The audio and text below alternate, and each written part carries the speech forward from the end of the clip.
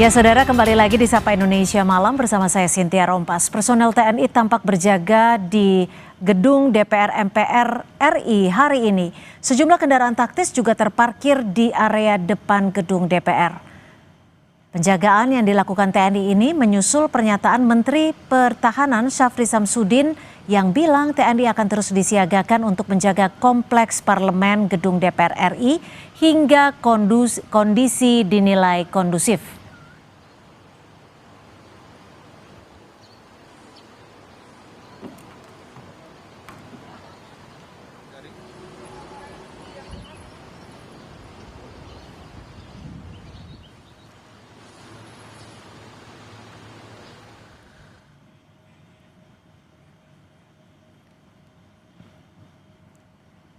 Ketua Umum YLBHI Muhammad Isnur mengkritik Menhan yang menempatkan anggota TNI untuk menjaga gedung DPR RI. Isnur menyebut penempatan ini tidak tepat. Menurutnya, sesuai mandat konstitusi, TNI bertugas menghadapi ancaman yang mengganggu kedaulatan negara dan tidak menjaga gedung-gedung sipil seperti gedung DPR.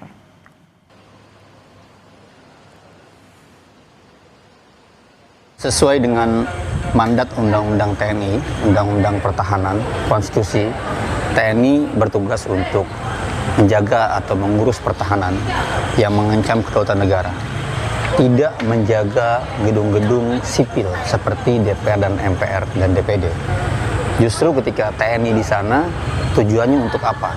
Apakah menganggap masyarakat yang datang ke DPR itu sebagai ancaman kedaulatan?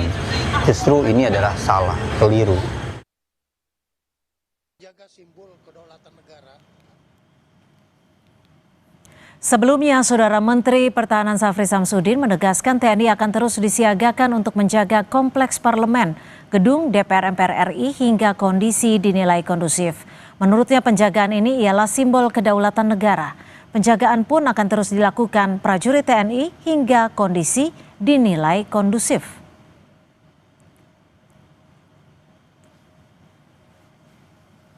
Memang diperlukan kita.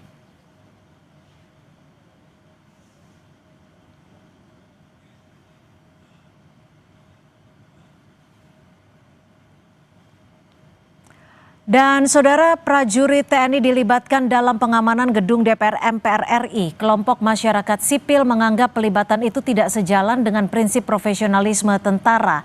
Kita akan bahas bersama Kepala Badan Intelijen Strategis TNI 2011 hingga 2013 Soleman Ponto dan juga pengamat militer sekaligus Ketua Badan Pekerja Sentra Inisiatif Al-Araf dan juga Syarif Hasan sudah bergabung bersama kami di sambungan Zoom. Tapi sebelum kita memulai dialog, kita akan dengarkan pernyataan dari Menhan.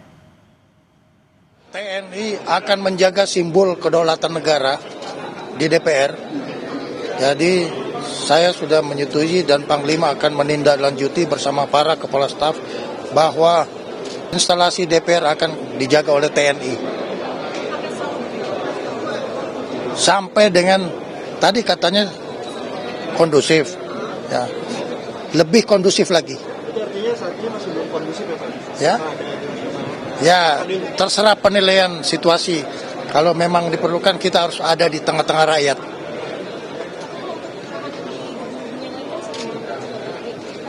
Ya, instalasi pemerintah yang perlu mendapat perhatian yang berhubungan dengan kedaulatan kita jaga semua. Sudah bersama saya Mas Al, bagaimana Anda melihat adanya penjagaan militer di gedung DPR MPR RI? Sudah wajarkah, layakkah, dan sudah sesuai porsinya menurut Anda? Ya, pertama secara konstitusi, Presiden adalah penguasa tertinggi atas Angkatan Darat, Laut, dan Udara. Sehingga di dalam Undang-Undang Pertahanan Undang TNI kelanjutannya, pengerahan dan pelibatan militer dalam tugas-tugas operasi selain perang hanya bisa dilakukan oleh Presiden, bukan oleh seorang Menteri Pertahanan. Jadi sikap dan langkah Menteri Pertahanan dengan melibatkan seperti itu sebuah kesalahan konstitusional. Dalam konteks itu Presiden harus segera mengkoreksi Menteri Pertahanan atas langkah dan sikap pengerahan TNI. Menteri Pertahanan yang membuat kebijakan pertahanan tidak dalam konteks pengerahan dan penggunaan kekuatan TNI. Oke. Jadi secara hukum dan undang-undang Konstitusionalnya ya? konstitusional salah. Hmm. Yang kedua adalah fungsi utama TNI adalah sebagai alat pertahanan negara. Tugas-tugas dia adalah menghadapi kemungkinan ancaman perang. Karena militer dilatih dan dididik untuk persiapan perang. Tugas-tugas non pertahanan atau selain perang itu sifatnya hanya membantu. Jika dan kalau kapasitas pemerintahan sipil tidak bisa mengatasi situasi dan kondisi lagi. Dalam konteks ini salah satunya adalah kepolisian. Ya. Dalam situasi kekinian, kapasitas sipil masih bisa mengatasi situasi dan kondisi. Karena tidak ada situasi yang emergensi dalam situasi hari ini. Dalam kondisi normal hari ini. Oke. Dan kapasitas sipil dalam kepolisian pun tidak meminta perbantuan itu dalam konteks kepada Jadi presiden. menurut Anda ini suatu hal Jadi, yang berlebihan? Sesuatu hal yang berlebihan. Karena dalam situasi normal seperti ini, militer seharusnya tidak masuk menjaga wilayah itu. Yang ketiga adalah, ini tidak sejalan dengan suara rakyat gitu ya. Oke. Masyarakat menginginkan dengan agenda 17+8, militer ditarik dari wilayah sipil dan kembali ke barat. Karena menurut masyarakat ini situasinya normal dalam situasi normal. Gitu. Oke. Dengan melibatkan militer berada di gedung DPR, itu sama saja meletakkan bahwa masyarakat yang melakukan demonstrasi adalah sebagai ancaman gitu. Iya. Padahal masyarakat adalah bagian dari rakyat yang ingin berpartisipasi dalam demokrasi. bukan Hanya ingin sebagai berkomunikasi ancaman. kepada perwakilannya di Betul. kursi DPR MPR. Ini semakin memperburuk situasi Oke, politik. ditahan sampai di situ, Bang Al. Saya juga akan mencoba ke Pak Soleman. Pak Soleman, sebenarnya ancamannya realnya seperti apa sih sampai harus menempatkan militer di gedung parlemen? Ancaman realnya apa? Yang jelas yang tahu ancaman real itu intelijen. Oke. Pasti itu ada berita intelijen yang masuk bahwa ada ancaman. Sehingga diperlukanlah itu. Tadi kan Pak Safri jelas itu. Itu lambang-lambang kedaulatan. Karena salah satu tugas TNI itu adalah menegakkan kedaulatan, menjaga keutuhan wilayah, melindungi segenap bangsa. Itu tugasnya. Lalu tadi tidak selalu membantu polisi, tidak ada perbantuan pada polisi. Tapi kan kalau dilihat saat ini, Pak Soleman, maaf saya potong, kondisinya masih terbilang aman, masyarakat juga hanya ingin berkomunikasi dengan anggota dewan. Gini, itu untuk mata masyarakat sipil aman, untuk mata intelijen kan beda. The news behind the news kita melihat, kan tidak selalu melihat yang ada di depan. Buktinya aman-aman gedung DPR ada yang terbakar di mana-mana kan. Nah kan itu, jadi kita tidak bisa selalu melihat aman-aman di permukaan. Tapi kalau kita flashback ke kericuhan di Agustus lalu, itu kan memang ada indikasi tidak tersampaikannya keinginan rakyat untuk bertemu dengan wakilnya. Iya, boleh kan itu, tapi kan tidak sampai bakar-bakar. Yang ditakuti kan sampai bakar-bakar. Ya bakar-bakar pasti bukan orang-orang yang ingin bercerita dengan DPR kan. Pasti banyak penumpang-penumpang gelap yang ingin begitu. Itulah yang menjadi sasaran. Dan jangan dikira selalu TNI itu membantu Polri. Tidak. Kita bisa lihat pasal 7 ayat 2 huruf ABCDE, huruf E. Mengamankan objek vital nasional yang bersifat strategis. Salah satunya apa? Gedung DPR. Jadi tidak selalu membantu polisi. Tapi kan fungsi, oke, sebelum saya lanjutkan pertanyaan ke Anda, saya undang-undang, jangan lupa itu undang-undang. Jadi kita tidak sudah perbincangkan karena itu undang-undang TNI seperti begitu. Kenapa itu? Ya tanya pembuat undang-undang. Lain kalau tidak ada undang-undang. Jadi menurut Anda saat ini sudah mengancam kedaulatan negara seperti itu sehingga TNI harus diturunkan di DPR? Kan bukan kedaulatan negara, lambang-lambang kedaulatan itu kan juga kedaulatan. Coba baca apa yang disebut menegakkan kedaulatan, menjaga pemerintah supaya bisa aman dan tentram melaksanakan tugasnya. Tidak selalu kedaulatan itu langsung tembak-tembakan, tidak selalu begitu. Itu kan makanya dibaca di belakangnya itu apa isinya. Itu ada tulisannya. Baik, sebelum saya ke Pak Syarif Hasan, Anda sepakat, Bang? Gini, Undang-Undang TNI nomor 3 2025 hasil revisi itu menjelaskan tugas TNI adalah untuk operasi perang, pasal 7 ayat 2, dan operasi untuk selain perang. Salah satu operasi selain perangnya adalah mengamankan objek vital strategis. Tapi harus dilihat bahwa di aturan berikutnya akan diatur lebih lanjut melalui peraturan pemerintah. Nah sampai sekarang peraturan pemerintah tidak ada. Maka basis kita balik kepada konstitusi hanya bisa dilakukan jika ada keputusan presiden. Karena presidenlah yang memiliki kekuatan atas angkatan laut dan angkatan darat dan angkatan udara. Jadi nggak bisa seorang menteri pertahanan melibatkan militer dalam menjaga objek vital. Itu sesuatu yang salah dan keliru. Jadi gitu. artinya ordernya harus langsung by dari presiden. RI1. Iya, harus by Oke. presiden, bukan oleh seorang menteri pertahanan. Itu kesalahan dalam konteks ini, dalam membaca pasal 7 dan konstitusi ya. Yang kedua adalah, yang lebih penting harus dipahami, ini rumah rakyat. Gedung Perwakilan DPR itu rakyat. rumah rakyat. Anggota DPR itu dipilih oleh rakyat. Sehingga dia harusnya dibuka ruang sebesar mungkin buat rakyat menyampaikan partisipasinya. Bukan ditutup pembatasan kebebasan dengan beragam pengamanan yang berlapis-lapis. Oke. Mulai dari satpam, kepolisian ditambah lagi dengan TNI. Itu poin utamanya yang harus dilihat gitu. Ini wakil rakyat, rumah rakyat, dan dalam situasi kondisi sekarang, apa yang disampaikan oleh masyarakat di depan DPR dalam situasi-situasi normal saja gitu loh.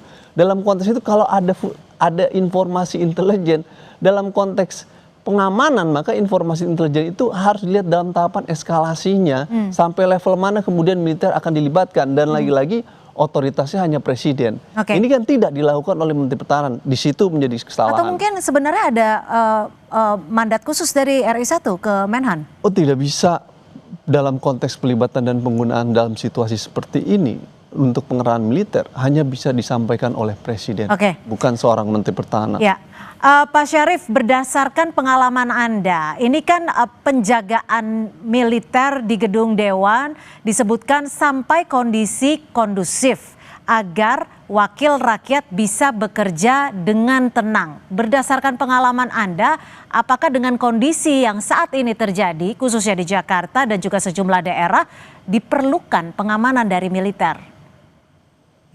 Iya, pengamanan dari militer itu kan ada tentu rambu-rambu yang masuk kepada pemerintah dalam hal ini bagaimana untuk menjaga institusi yang vital dari pemerintah, khususnya dari anggota, termasuk dalamnya di anggota DPR. Karena anggota DPR ini kan sudah, sekalipun mereka itu adalah wakil rakyat, tetapi secara undang-undang mereka adalah bagian daripada konstitusi negara, sehingga pemerintah dan negara dalam hal ini wajib untuk melindungi apabila ada indikasi yang ditengarai akan merusak ataupun mengganggu ataupun artinya mengganggu keselamatan mereka, kan mereka juga warga negara. Dan Perlindungannya itu semuanya, harus dari militer seperti itu, Pak Syarif? dan memang undang-undang TNI yang nomor 3 tahun 2025 yang baru disahkan itu memang sudah memungkinkan bahwa tugas TNI operasi militer selain perang memang sudah diatur di situ di dalam hal untuk menjaga keamanan ataupun alat-alat strategis, tempat-tempat strategis dari negara. Nah, karena pemerintah dalam hal ini yang sudah menganggap mungkin ya sudah mengganggu ketentraman institusi, sehingga diperlukan, karena memang di situ di operasi militer selain perang di situ tidak dijelaskan, perlu bahwa itu tidak memungkinkan untuk tidak memakai pertimbangan politik. Nah, jadi dalam hal ini sah-sah saja ya kalau ada pengerahan TNI di situ, dan itu adalah untuk menjaga institusi kita, menjaga rakyat kita yang sedang melakukan tugas-tugasnya, dan itu adalah menurut kami dari kami itu adalah sesuatu hal yang sah menurut undang-undang yang baru disahkan tersebut. Jadi memang semuanya sudah diatur di dalam operasi militer selain perang. Oke, Pak Syarif, tapi gini, kita kan sampai saat ini belum terinformasi indikator kondusifnya itu sejauh mana. Karena ini sebagai masyarakat awam ya, saya berangkat dari rumah di kawasan Jakarta Utara sampai kawasan Palmerah masih merasa aman. Kawasan Palmerah tidak jauh gitu loh dari lingkungan Senayan. Ya begini, kacamata rakyat biasa dengan penyelenggara negara, khususnya tentang yang menyangkut tentang pengamanan negara dan rakyat warga negara Indonesia tentunya ada berbeda. Ada yang tidak disadari oleh kacamata seorang warga negara biasa terhadap situasi yang sebenarnya mencekam, sebenarnya ada bisa mengancam keutuhan wilayah dan keutuhan keamanan dari institusi-institusi pemerintah. Dan itu yang membaca itu adalah petugas-petugas dari intelijen, petugas-petugas dari aparat negara yang berwenang dalam hal ini. Jadi memang belum ada indikatornya ya Pak Syarif ya? Kalau menurut Anda ya? Indikatornya kan tidak perlu disampaikan kepada secara terbuka. Kan kalau itu bukan lagi sebagai intelijen ya. Kalau intelijen itu kan bekerja tidak perlu harus diekspos, tetapi bagaimana mencegah atas informasi tersebut, bagaimana agar potensi yang ada itu tidak terjadi. Jadi sekali lagi kacamata sebagai orang awam dan aparat itu tentunya berbeda, dan aparat tentunya dalam hal ini menjalankan tugas sesuai dengan undang-undang TNI yang terbarukan. Ya, Pak Soleman, kalau memang tadi Bang Al sudah sempat menyampaikan bahwa seharusnya perintah ini disampaikan langsung oleh RI1, bukan oleh Menteri Pertahanan. Bagaimana menurut Anda? Tapi dijawabnya usai jeda. Tetap bersama kami di Sapa Indonesia Malam.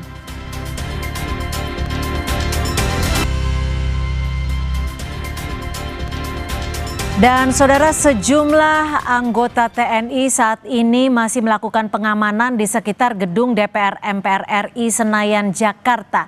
Saya akan ke Pak Soleman. Pak Soleman, kalau tadi Bang Al sudah menyampaikan seharusnya perintah pengamanan ini dikeluarkan langsung oleh RI1, Pak Presiden Prabowo, bukan oleh Menhan. Bagaimana perspektif Anda? Oh, tidak harus. Itu kan ada di ayat 3 diatur bahwa pengerahan TNI itu berdasarkan kebijakan dan keputusan politik negara. Nah, kebijakan dan keputusan politik negara itu diambil oleh pemerintah dan DPR.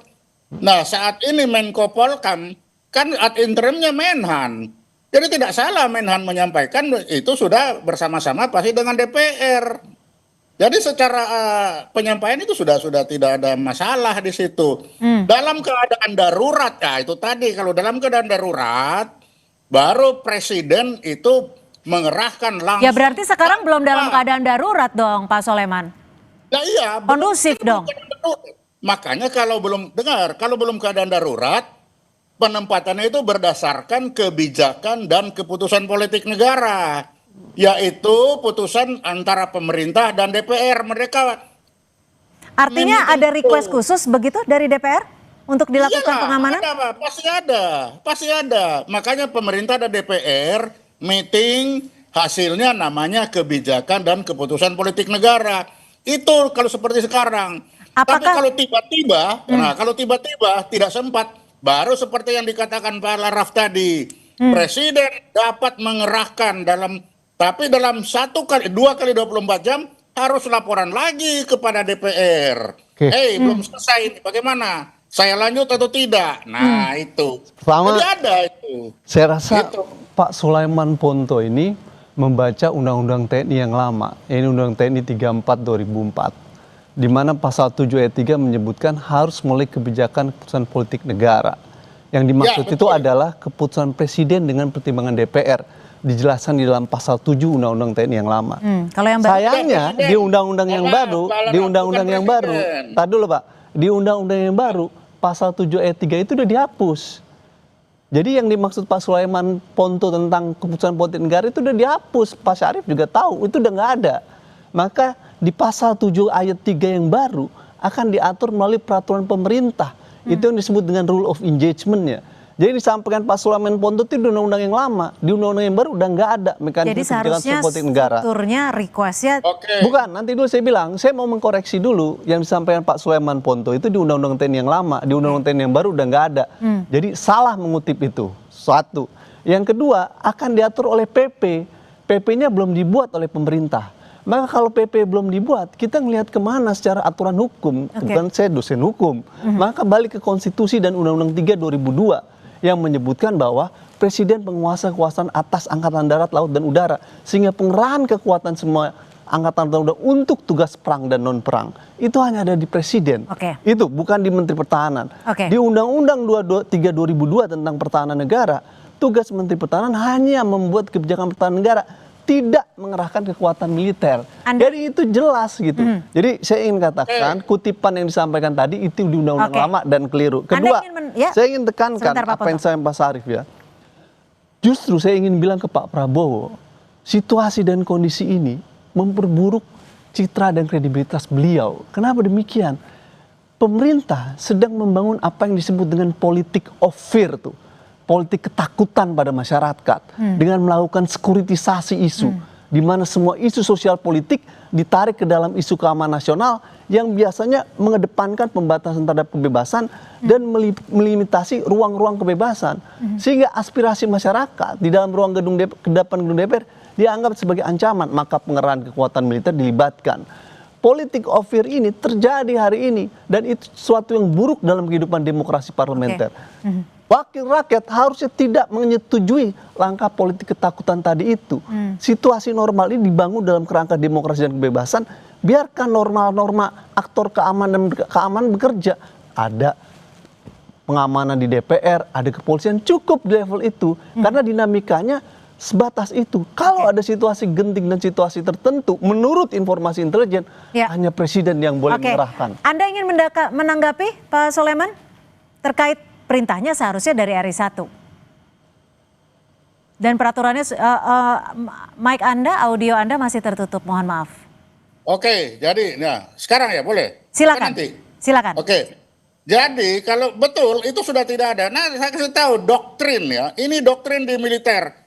Kalau yang lama sudah hilang, yang baru belum ada, kita kembali yang lama. Karena kita tidak bisa menunggu. Nanti nunggu-nunggu tunggu berkelamaan. Jadi kita pakai yang lama. Masa kita mau turun nanti sudah terjadi sesuatu. Jadi kalau tidak ada, ya sudah yang lama pakai dulu. Mau benar apa tadi, itu urusan nanti itu. Tapi yang penting ini sudah dijalankan. Kan itu dulu. Ya mungkin undang-undang yang dirubah. Kita bicara, mengapa harus kita juga harus menjamin ketakutan para anggota DPR ada yang di dalam. Kenapa? Fakta membuktikan, dibiarin begitu, bakar-bakaran ujungnya. Makassar, berapa anggota DPR itu yang mati? Jadi bukan kita itu bukan semena-mena langsung memutuskan, tidak. Pak Soleman, berarti teman-teman di anggota DPR sempat menginformasikan bahwa takut ya? Seperti yang Anda sebutkan tadi. Kita bisa merasakan, Pak Sarif bilang, ngapain kita kasih tahu? Kalau kasih tahu, tetapi kan itu tadi, kita harus menjamin. DPR itu bukan bangunan asal bangunan, satu itu lambang kedaulatan. Jadi bukan asal bangunan, dan di situ masuk dalam kriteria objek vital bersifat strategis. Ya, ya kan itu. Jadi jangan melihat dari kebebasan lalu sebebas-bebasnya. Fakta membuktikan kebebasan menghasilkan kehancuran. Itu yang kita jaga, gitu. Kebebasan menghasilkan demokrasi, bukan menghasilkan kehancuran tuh. Ya, yang melakukan kehancuran diinvestigasi lewat TPF, siapa yang melakukan pembakaran. Dan itu proses harus dibentuk negara. Faktanya kita tentara itu tidak pakai pikiran, hanya melihat fakta hancur. Kan itu yang dilihat. Maka kita harus mengerti dulu logika berpikir tentara itu seperti apa dalam melihat. Oke. Kita disuruh mikir aturan perundangan, ya nggak masuk, tentara itu nggak mikir itu. Ya memang soal pokoknya bukan di tentara, soalnya otoritas yang mengerahkan salah, bukan Menteri Pertahanan. Bagi tentara nggak pusing dengan itu. Tapi yang pernah ada apa? Oh ini PP belum ada. Lah kalau PP belum ada gimana? Pakai yang lama. Karena itu yang ada. Kalau PP belum ada, pakai konstitusi dan Undang-Undang 3 2002. Undang-undang yang lama nggak boleh dipakai. Itu secara hukum tidak bisa digunakan undang-undang yang lama, karena undang-undang yang baru lah yang dipakai. Itu ada azasnya, Pak. Azas yang berlaku tapi hukum. Tapi bagi ahli tentara tidak. Doktrin tentara ketika belum ada yang baru kembali ke yang lama. Ini bicara negara hukum. Kita bicara hukum, bukan bicara doktrin. Kalau tentara dianggap salah, ya tentara siap kita pertanggungjawabkan. Tapi bagi kita, ketika PP nggak ada. Oke. Berarti artinya ada perbedaan cara pandang ya antara. Bukan perbedaan cara pandang. Gimana dong? Dalam ini kan negara berdasarkan hukum, doktrin kalau kata Pak Soleman. dalam negara hukum, ada undang-undang dasar, ada undang-undang, ada PP, ada peraturan daerah. Kita hidup bernegara harus mengacu kepada itu, bukan kepada Karena doktrin. kita konstitusi berdasarkan. Betul, berdasarkan konstitusi. Oleh karena itu bicara kita ada di konstitusi dan undang-undang. Doktrin itu milik internal militer. Oke. Pengerahan kekuatan TNI itu dalam konstruksi negara konstitusional harus berpijak pada konstitusi dan undang-undang, bukan kepada doktrin. Pengerahan kekuatan TNI dalam konstitusi hanya di tangan presiden. Ya. Tugasnya DPR dan pemerintah buat peraturan pemerintah. Ya. Jangan digeser-geser diskusi kita, karena Oke. diskusi kita di negara hukum. Kira-kira Baik, itu. saya ke Pak Syarif. Pak Syarif, kalau tadi disebutkan bahwa memang ada keinginan, permintaan dari DPR RI untuk meminta pengamanan seperti yang tadi disampaikan oleh Pak Soleman. Apakah memang sudah se-necessary itu, sudah se-urgent itu? Karena kan kalau kita lihat sendiri gedung dewan, anggota parlemen itu seharusnya bisa berkomunikasi dengan rakyat. Karena yang kita junjung tinggi di sini adalah juga demokrasi. Gimana Pak Syarif menjawab itu?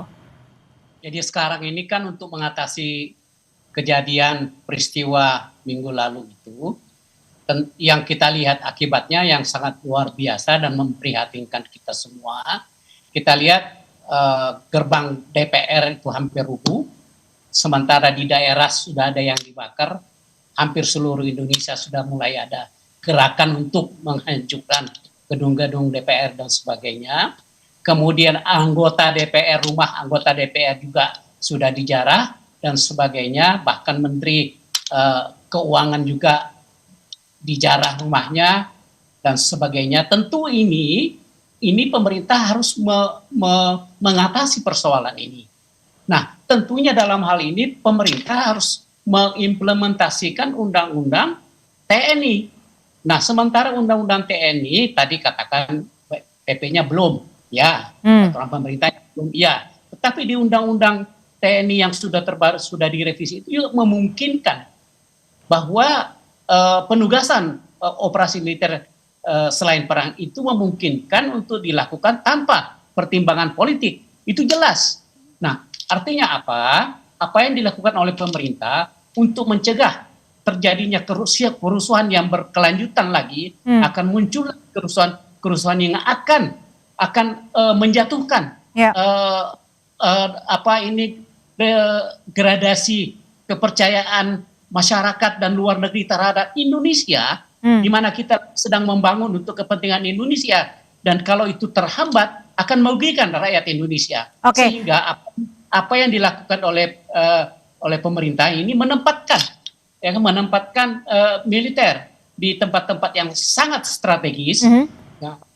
Sekalipun itu ada yang berpandangan ini tidak demokratis, nggak apa-apa, ini kan demi kepentingan bangsa dan memang sudah sesuai dengan undang-undang nomor 3 tahun 2025 memungkinkan untuk menempatkan itu. Ya. Nah, bahwa ada yang berpandangan lain itu nggak apa-apa. Namanya juga negara kita ini negara demokrasi. Tetapi bagi saya dan bagi Partai Demokrat, apa yang dilakukan oleh pemerintah ini itu sudah betul-betul menjalankan undang-undang TNI yang terbaru nomor 3 tahun 2025. Baik. Di situ jelas dikatakan operasi militer selain perang itu dimungkinkan untuk dilakukan tanpa pertimbangan politik.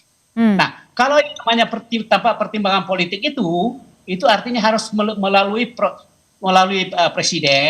presiden dan DPR dan dipertanggungjawabkan kembali. Ini nggak perlu, ini kita dalam keadaan katakanlah emergensi, dan ada kemungkinan untuk muncul ekses yang sangat menakutkan buat kita, dan ini yang dirugikan adalah rakyat Indonesia sendiri. Baik. Ya kan? Semua dirugikan. Baik. Pak Syarif, otoritas yang kita persoalkan satu pokok adalah Anda yang merevisi Undang-Undang 3 2025 yang menghapus pasal 7 ayat 3 yang baik itu, lalu Anda rubah menjadi peraturan pemerintah dan pemerintah belum membuat PP. Jadi Anda memberikan cek kosong tuh yang membuat kondisi sekarang menjadi kacau. Itu poin pertama. Pada waktu itu kita menyatakan jangan hapus pasal itu, tetap keputusan politik negara. Tapi DPR menghapus itu menjadi PP. Sekarang PP-nya belum dibuat. Lalu Anda katakan ini kosong, pakai yang mana? Tentu kalau kita secara hukum pakai konstitusi dan Undang-Undang Pertahanan 3 2002 yang secara jelas menyebutkan otoritas pengerahan dan penggunaan untuk operasi-operasi perang atau selain perang ada di tangan presiden.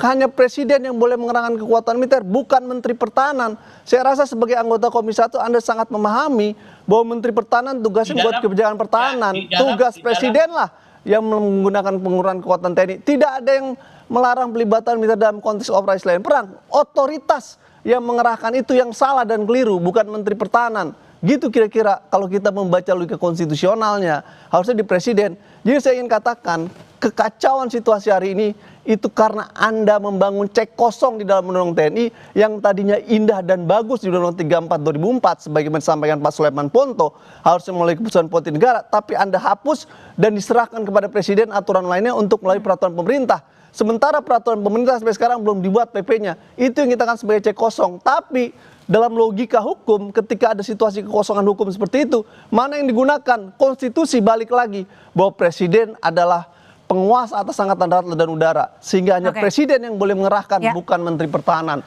Itu, Mas. Pak Soleman ingin menanggapi? Jadi kalau tadi Pak Laraf betul menghadapi dari ilmu hukum, ya memang seperti itu. Tapi TNI itu menghadapi dari doktrin. Doktrin TNI itu tadi, ketika tidak ada yang baru kita pakai yang lama. Itu doktrin. Kita tidak bisa merubah doktrin itu, karena itu berlaku tidak hanya untuk ini. Untuk semua yang lain-lain juga sama seperti itu. Betul, betul. Baik. Tapi doktrin itu bukan dalam konteks pengerahan. Pengerahan itu ada di konstitusi.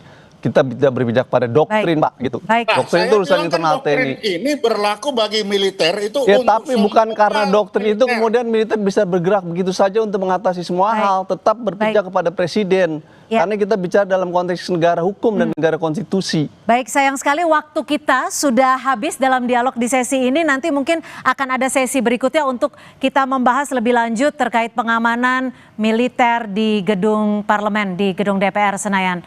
Terima kasih Pak Sulaiman Ponto, terima kasih Bang Al, dan juga terima kasih Pak Syarif sudah berbagi perspektif di Sapa Indonesia Malam. Terima kasih.